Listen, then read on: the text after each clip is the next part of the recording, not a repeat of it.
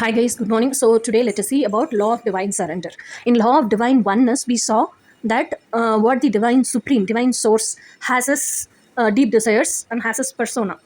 Multiple persona he has, one among that we also carry. So what is all is divine source persona and deep desires? We are carrying that within us as inner child. Okay, this is what we learned from law of divine oneness. So we are having that as our deep desires when we are born in this birth. We actually, until we are spiritually awakened and until we are aware of all the spiritual truths and eternal truths, until we build our belief system with eternal truths, we keep on living in social conditioning only. When we keep on living in social conditioning, we do not even know about eternal truths. We keep on praying God, we keep on believing that the statue which is being kept in temples and which is kept outside is God, and we go and keep talking to the statues thinking it's the divine source. And the divine source presence is present everywhere. Okay, and the divine source presence is present within your heart also. The part which we didn't realize is, even though we go and talk to that statue, the person, the energy which is hearing what you're talking is divine source who is within your heart.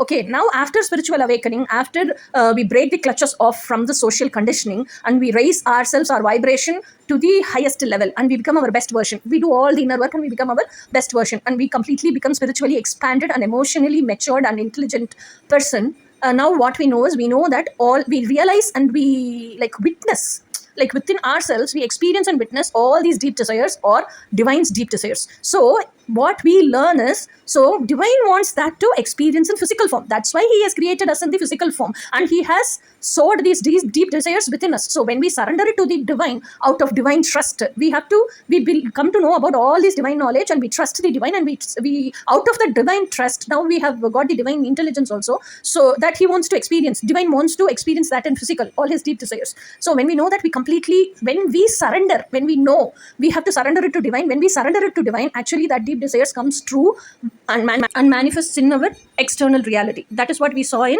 its divine order. Okay, so divine order, how we get divine guidance, everything we saw.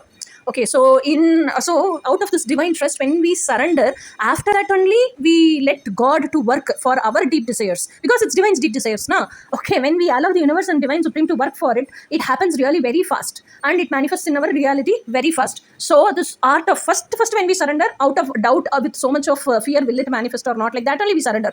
And we then next when keep on surrendering, we get used to it. If I surrender to divine, that will definitely happen. With that much of we surrender to divine. So first initially when we surrender, we will never let go of our control. Okay, that is why we have the doubt and fear. Okay, and later when we start surrendering, we will surrender with so much of confidence. This is called art of surrender.